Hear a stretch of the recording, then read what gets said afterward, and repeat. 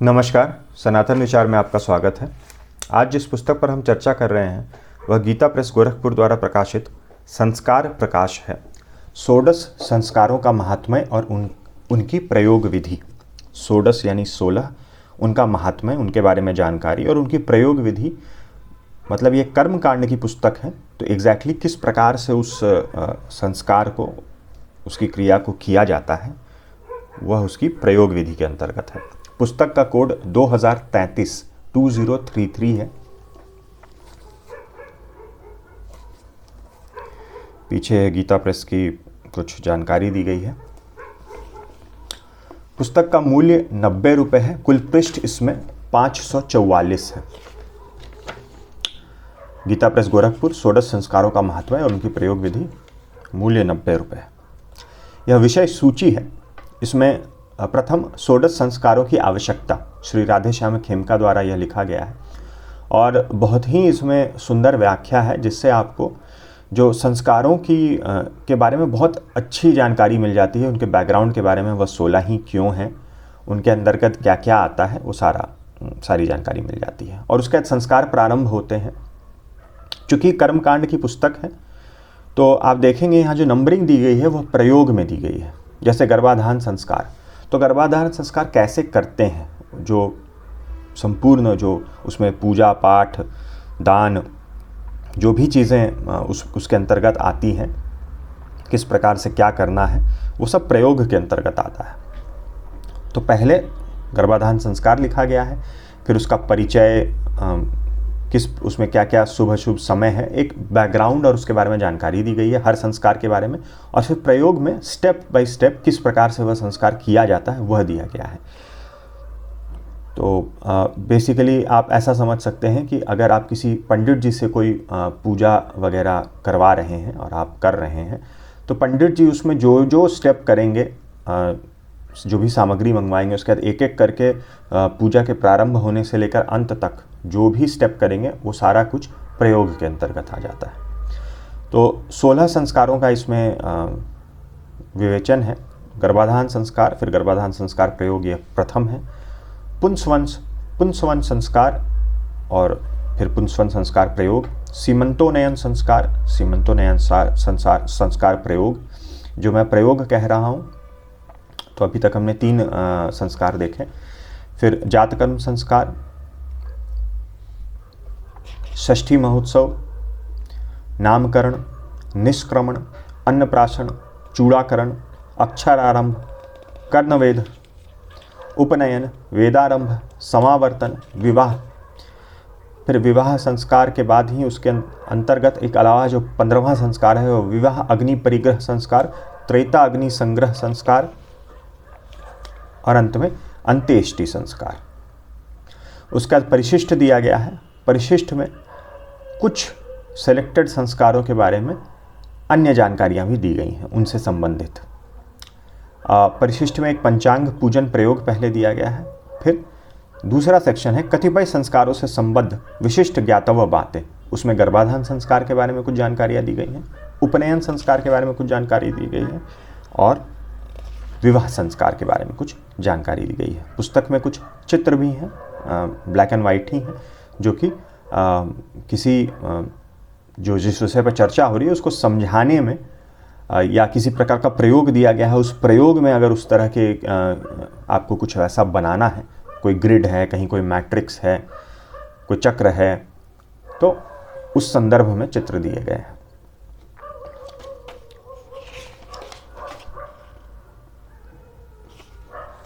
तो यहाँ इसमें से कुछ अंश मैं आपको पढ़ के बता दूं। षोडश संस्कारों की जो आवश्यकता का खंड है श्री राधेश्याम खेमका द्वारा, इसमें बहुत ही सुंदर तरीके से संस्कारों के बारे में विस्तार से जानकारी दी गई है कि कहाँ से 16 संस्कार आए और किस प्रकार 16 ही क्यों हैं और उनकी क्या महत्ता है। जातस्य ही ध्रुवो मृत्यु ध्रुवम जन्म मृत्यस्य च, जो जन्मता है उसे मरना भी पड़ता है और मरने वाले का पुनर्जन्म होना भी प्रायः निश्चित है। अपने शास्त्र कहते हैं कि 84 लाख योनियों में भटकता हुआ प्राणी भगवत कृपा से तथा अपने पुण्य पुंजों से मनुष्य योनि प्राप्त करता है। मनुष्य शरीर प्राप्त करने पर उसके द्वारा जीवन पर्यंत किए गए अच्छे बुरे कर्मों के अनुसार उसे पुण्य पाप अर्थात सुख दुख आगे के जन्मों में भोगने पड़ते हैं। अवश्यमेव भोक्तव्यम कृतम कर्म शुभाशुभम। शुभ अशुभ कर्मों के अनुसार ही विभिन्न योनियों में जन्म होता है। पाप कर्म करने वालों का पशु पक्षी कीट पतंग और तिर्यक योनि तथा प्रेत पिशाच आदि योनियों में जन्म होता है। पुण्य कर्म करने वाले का मनुष्य योनि, देव योनि आदि उच्च योनियों में जन्म होता है। मानव योनि के अतिरिक्त संसार की जितनी भी योनियां हैं वे सब भोग योनियां हैं, जिनमें अपने शुभ एवं अशुभ कर्मों के अनुसार पुण्य पाप अर्थात सुख दुख भोगना पड़ता है। केवल मनुष्य योनि ही ऐसी है जिसमें जीव को अपने विवेक बुद्धि के अनुसार शुभ अशुभ कर्म करने का सामर्थ्य प्राप्त होता है। अतः मनुष्य जन्म लेकर प्राणी को अत्यंत सावधान रहने की आवश्यकता है। कारण इस भवाटिवी में अनेक जन्मों तक भटकने के बाद अंत में यह मानव जीवन प्राप्त होता है, जहाँ प्राणी चाहे तो सदा सर्वदा के लिए अपना कल्याण कर सकता है अथवा भगवत प्राप्ति कर सकता है, अर्थात जन्म मरण के बंधन से भी मुक्त हो सकता है। परंतु इसके लिए अपने सनातन शास्त्रों द्वारा निर्दिष्ट जीवन प्रक्रिया चलानी पड़ती है।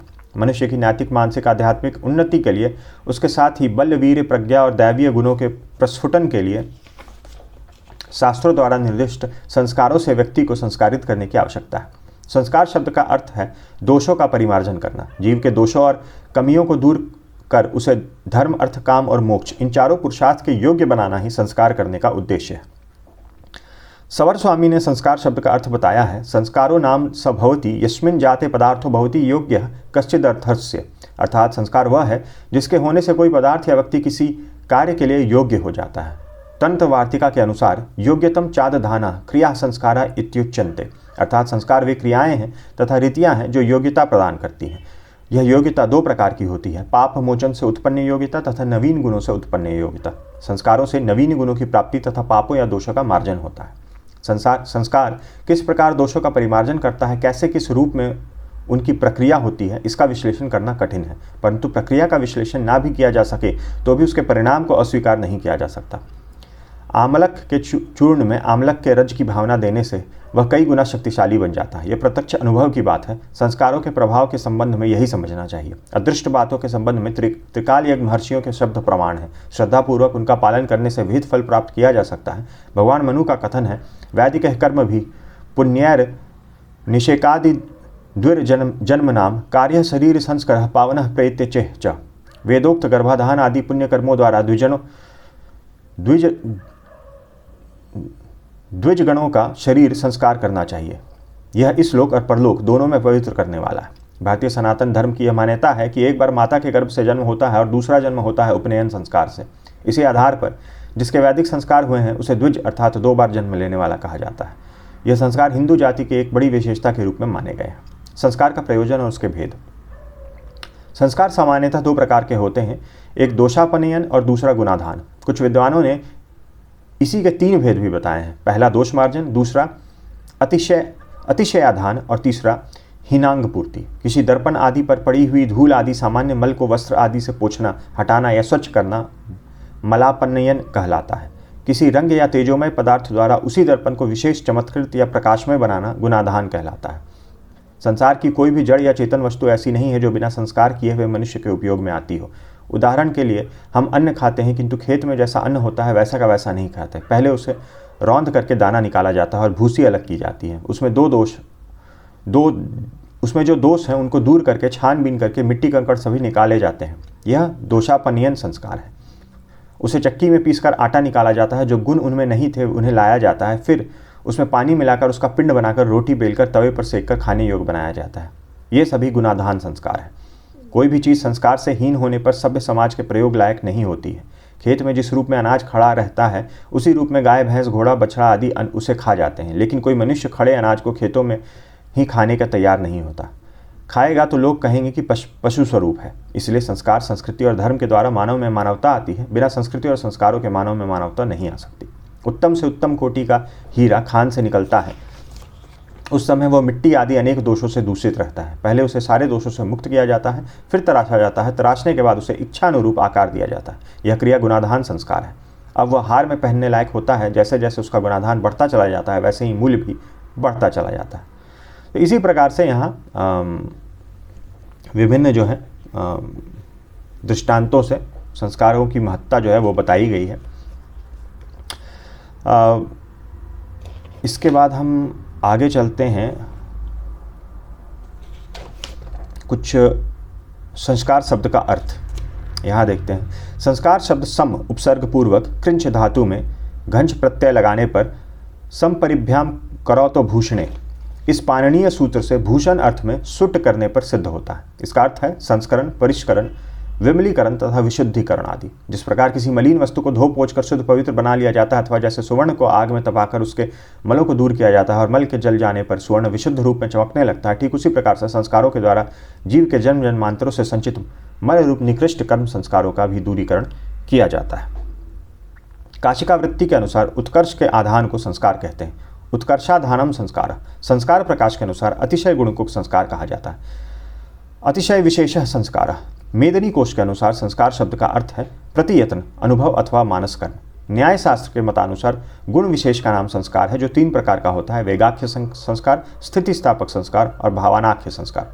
सारांश रूप में संस्कार की 3 प्रक्रियाएं हैं, दोषमार्जन, अतिशयाधन और हीनांग पूर्ति, जिनका व्याख्यान पूर्व में किया गया है। अब संस्कारों की संख्या पर चर्चा है। संस्कार की संख्या के विषय में स्मृति शास्त्र में मतभेद पाए जाते हैं। कहीं 48 संस्कार तो कहीं 25 और कहीं 16 संस्कार बतलाए गए हैं। जातुकर्ण्य ऋषि ने ब्रह्म संस्कार की संख्या 16 बतलाई है। वे हैं गर्भाधान, पुंस्वन, सीमंतोयन, जातकर्म, नामकरण, अन्नप्राशन, चूड़ाकरण, उपनयन, वेदारंभ, ब्रह्मव्रत, वेदव्रत, गोदान, समावर्तन, विवाह, ब्रह्मव्रत और अंत्यकर्म। अगर विषय अनुक्रमणिका पे आपने ध्यान दिया हो तो ये 16 जो हैं उनसे थोड़े से भिन्न हैं।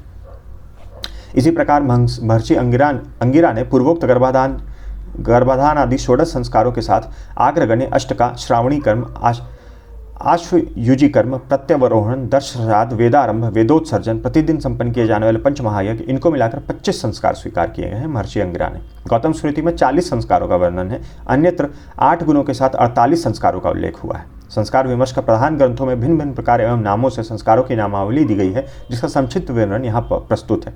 इस पुस्तक में अन्य ग्रंथ, कई सारे ग्रंथों का जो है वो रेफरेंस लिया गया है। वो आप जब 16 संस्कारों के बारे में पढ़ेंगे तो वहाँ पे बहुत सारे रेफरेंसेस हैं अन्य बहुत सारे ग्रंथों से।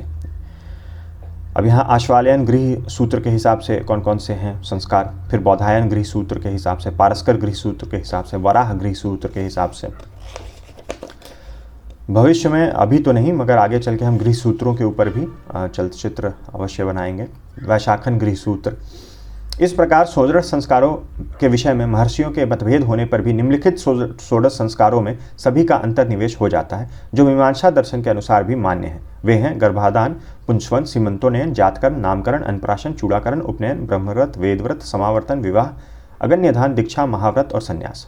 व्यास स्मृति में 16 संस्कारों के नाम इस प्रकार प्राप्त होते हैं: गर्भाधान, पुंस्वन, सीमंतोनयन, जातकर्म, नामकरण, निष्क्रमण, अन्नप्राशन, वपन क्रिया या चूड़ाकरण, कर्णवेद, उपनयन, वेदारंभ, केशांत, समावर्तन, विवाह, विवाहाग्नि परिग्रह और तेताग्नि संग्रह।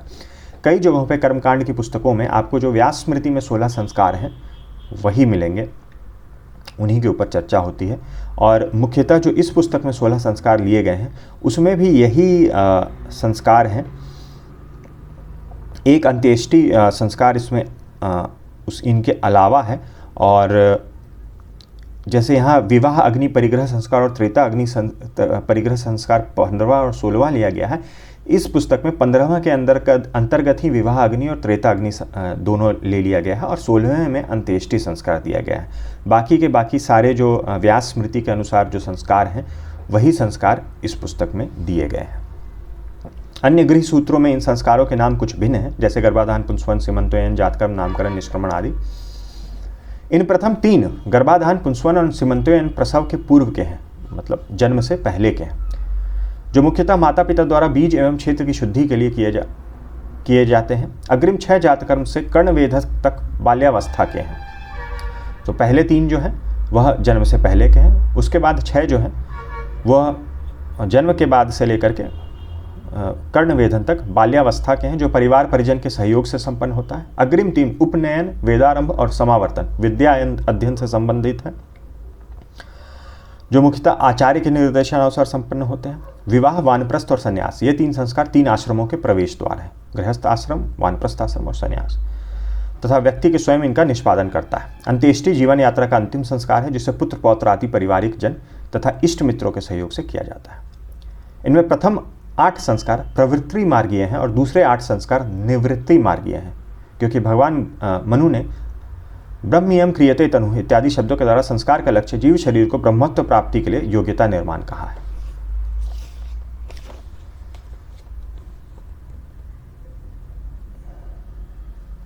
यहाँ फिर महर्षि याज्ञवल्क्य द्वारा आचाराध्याय से लिया गया संस्कारों से दोष दूर होना बतलाया है।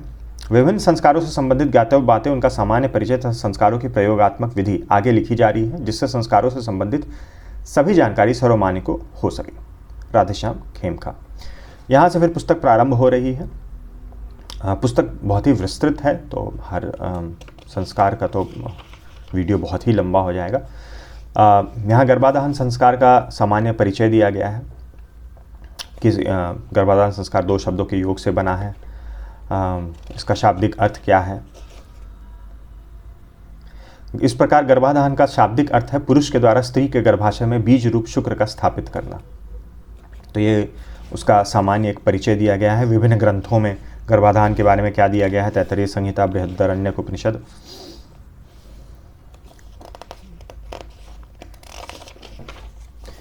तो ये गर्भाधान के समय की भावना, मत्स्य पुराण में उसके बारे में क्या जानकारी दी गई है, सुश्रुत संहिता में क्या कहा गया है।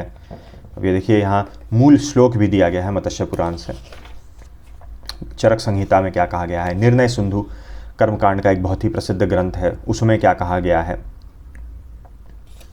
यहाँ देखिए श्री कमलाकार भट्ट द्वारा प्रणीत निर्णय सिंधु धर्मशास्त्रीय विषयों का संग्रह करने वाला एक महत्वपूर्ण निबंध ग्रंथ है। उसके 3य परिच्छेद में अनेक आचार्यों के वचनों का संग्रह करते हुए गर्भाणीपति के विधि निषेध परक पालनीय नियमों को बताया गया है, जिसका विवरण इस प्रकार है। यहाँ निर्णय सिंधु से लिया गया है।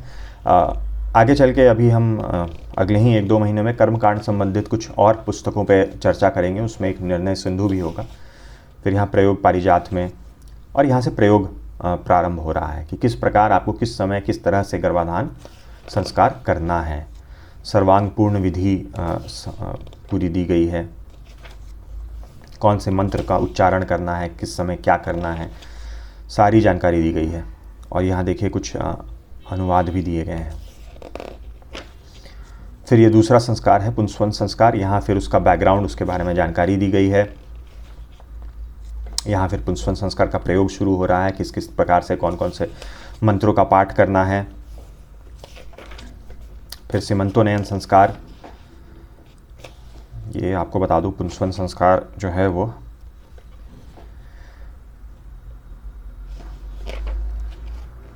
क्या है। गर्भाधान संस्कार के अंतर्गत जो पहला संस्कार होता है उसका नाम है पुंस्वन। यह संस्कार जन्म के पूर्व का संस्कार है। गर्भाधान के अनंतर स्त्री को नियमों का पालन करते हुए बड़ी सावधानी से रहना चाहिए, क्योंकि 3रे-4थे मास में तथा 8वें मास में गर्भपात की आशंका अधिक रहती है। इसलिए इन मासों में विशेष रूप से गर्भ रक्षण के लिए पुंस्वन तथा सीमंतोन्नयन संस्कार का विधान है। तो यह 4 मास तक में जो पहले पुंस्वन संस्कार किया जाता है और फिर सीमंत उन्नयन संस्कार, फिर ये उसका प्रयोग है। पंचभू संस्कार, कुशकंडिका, इसके ऊपर गीता प्रेस की अलग से भी पुस्तक आती है जिसमें कुशकंडिका के बारे में जानकारी दी गई है। लेकिन ये संस्कारों के बारे में विस्तृत पुस्तक है, तो इसके अंदर सभी कुछ आ जाता है। हवन विधि, हवन किस प्रकार से करें, कुशकंडिका कैसे, सीमंतो उन्नयन की प्रक्रिया फिर दी गई है। क्या क्या मंत्र का पाठ है, किस तरह से क्या करना है, आहुति कैसे देनी है, कौन सा मंत्र पढ़ना है।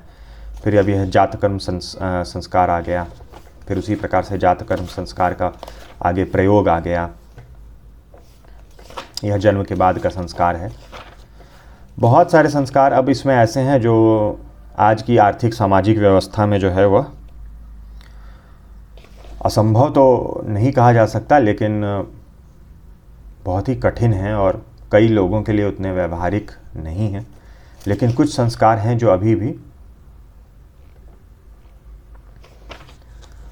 हमारे जीवन का हिस्सा हैं। जैसे ये षष्ठी महोत्सव है, षष्ठी महोत्सव प्रयोग आदि दिया गया है। नामकरण संस्कार है, नामकरण भी आजकल सभी लोग नहीं करते, नामकरण संस्कार प्रयोग भी दिया गया है। फिर निष्क्रमण संस्कार है, निष्क्रमण संस्कार प्रयोग भी दिया गया है। अन्नप्राशन संस्कार, ये भी आजकल होता ही है, कई घरों में सब लोग करते हैं। चूड़ाकरण संस्कार, मुंडन को चूड़ाकरण कहते हैं, तो मुंडन संस्कार है, उसके बारे में जानकारी दी गई है। जो बैकग्राउंड है उसमें दिया गया है, जब जन्म के बाद के संस्कार की कितनी उम्र तक कर लेनी चाहिए और फिर बहुत सारे अन्य ग्रंथों से तो लिया ही गया है, हर जगह रेफरेंसेस दिए गए हैं। अक्षर आरंभ संस्कार, अक्षर आरंभ संस्कार भी किन्हीं जगहों पे होता है।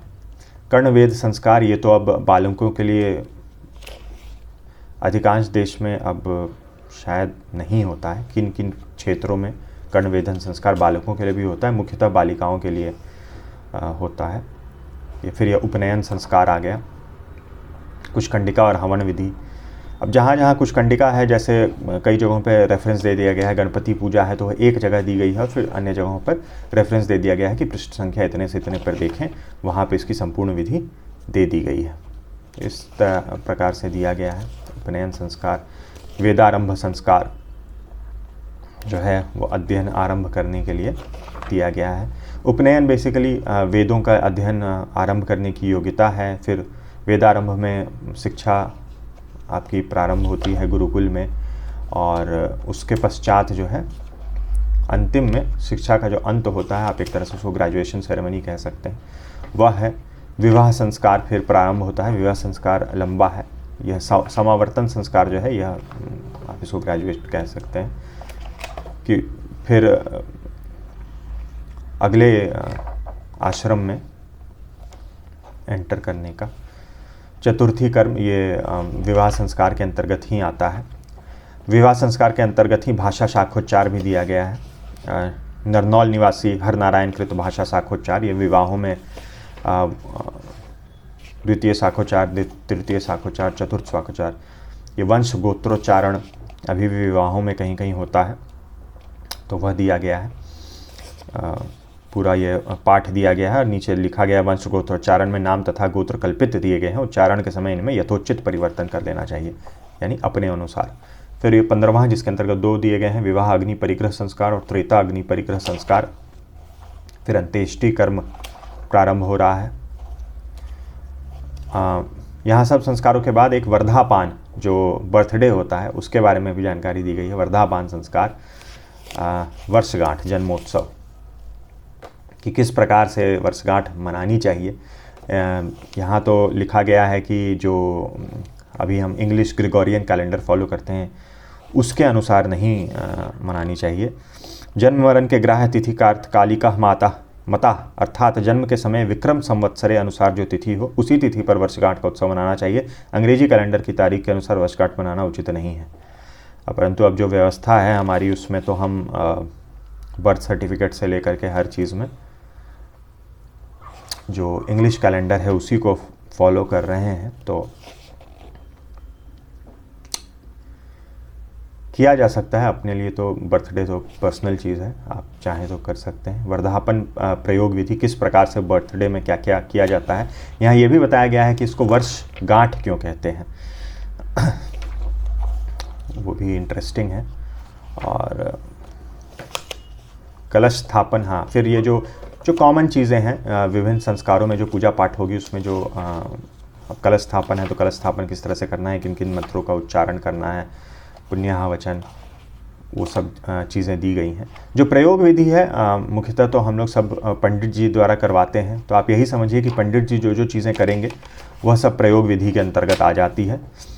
आप यह पुस्तक पढ़ के अगर आप इन्वॉल्व होना चाहते हैं, हर चीज़ को समझना चाहते हैं कि क्या चीज़ की जा रही है, पंडित जी क्या कर रहे हैं, क्या मिस कर दे रहे हैं, क्या आप किस तरह से करवाना चाहते हैं, या आप अगर खुद भी करना चाहते हैं, तो फिर आप इस पुस्तक को रेफ़र कर सकते हैं। फिर कतिपय संस्कारों से संबंध विशिष्ट ज्ञातव्य बातें, गर्भाधान संस्कार में फिर स्त्रियों के ऋतुकाल से संबंधित, गर्भाधान संबंधित ही चीज़ें फिर यहाँ दी गई हैं। किस प्रकार से उनको उनकी दिनचर्या होनी चाहिए, क्या खाना चाहिए, क्या नहीं खाना चाहिए, क्या नियमों का उनको पालन करना चाहिए। विभिन्न ग्रंथों से यहाँ देखिए, शुक्ल यजुर्वेदीय शतपथ ब्राह्मण ग्रंथ एवं कृष्ण यजुर्वेदीय तैत्तरीय शाखा में निम्नांकित रूप में उपलब्ध है। रजस्वला के नियम आदि। फिर आयुर्वेद की दृष्टि से, धर्मशास्त्र की दृष्टि से ये सब गर्भाधान के संस्कार दिए गए हैं। यहाँ फिर गर्भस्राव, गर्भपात, प्रसव, उनके बारे में जानकारी दी गई है, अलग अलग डेफिनेशन जो हैं दिए गए हैं। फिर यज्ञोपवीति निर्माण विधि, यज्ञोपवीत के बारे में उपनयन संस्कार में जो है जनेऊ जिसे हम कहते हैं, वो संस्कार और संस्कार के बारे में जो बैकग्राउंड शुरुआत में जहाँ संस्कार है वहाँ दिया गया, वहाँ भी बहुत जानकारी दी गई है कि किस प्रकार से बनाया जाता है, उसका क्या महात्म्य है, वह काफ़ी डिटेल में दी गई है। और यहाँ भी यज्ञोपवीत के बारे में बहुत सारी जानकारी दी गई, कैसे पहनना चाहिए, उसका साइज़ क्या होना चाहिए। उसका साइज़ 96 अंगुल का कहते हैं, तो वह 96 अंगुल क्यों है? इस निर्णय को समुद्रिका शास्त्र ने उचित ठहराया है। उनके अनुसार मनुष्य का कद और स्वास्थ्य कैसा भी हो, मानव शरीर का आयाम 84 अंगुल से 108 अंगुल तक ही होता है, तो इसका मध्यमान 96 अंगुल ही होता है। अतः स्वयं द्वारा अंगुल निर्मित इस परिमाण वाला यज्ञोपवीत हर स्थिति में कटी तक ही रहेगा, ना ऊपर और ना ही नीचे। तो इसलिए उसका 96 अंगुल का कहा गया है। 96 अंगुल जो पहन रहा है यज्ञोपवीत, उसकी अपनी उंगली से। फिर बहुत सारे अलग अलग संदर्भों में 96 क्यों होना चाहिए, ये कटी तक ही रहे उसलिए है। फिर गायत्री मंत्र के 24 अक्षरों का 4 गुना इसलिए है। फिर वैदिक मंत्रों की संख्याओं के अनुपात में, तिथिवार गुण आदि के आधार पर, इस प्रकार से विभिन्न जो आप कह सकते हैं लॉजिक के हिसाब से किस प्रकार से 96 पे वो 96 अंगुल की संख्या आई है, उसके बारे में। फिर विवाह संस्कार में स्नातक और ब्रह्मचारी में क्या भेद होता है, उसके बारे में जानकारी दी गई है। तो कुल ये 544 पृष्ठ की पुस्तक है और अच्छी पुस्तक है। विभिन्न संस्कारों के बारे में अगर आप इंटरेस्टेड हैं जानने में या आप करने में, आप उसको फॉलो करना चाहते हैं अपने जीवन में कि हम 16 संस्कार करना चाहते हैं अपने बालक के लिए, या अभी तक हमने कुछ नहीं किया तो अपने लिए करवाना चाहते हैं आगे चल के, तो ये पुस्तक लाभप्रद है। और अगर आप समझना चाहते हैं कि पंडित जी क्या कर रहे हैं, आप खुद करना चाहते हैं, तो उसके बारे में भी इससे आप जानकारी प्राप्त कर सकते हैं। और कई सारे ग्रंथों में जो भी चीज़ें दी गई हैं इन संस्कारों से के संबंध में, उन सब का रेफरेंस कई जगहों पर, तो उनसे जो उनके जो मूल श्लोक हैं उनकी जानकारी, अनुवाद सब कुछ दिया गया है। तो बहुत ही अच्छी पुस्तक है संस्कारों के बारे में जानकारी प्राप्त करने के लिए। आशा करता हूँ वीडियो से आपको इस पुस्तक के बारे में अच्छी जानकारी मिल गई होगी। वीडियो देखने के लिए बहुत बहुत धन्यवाद। मिलते हैं अगले वीडियो में।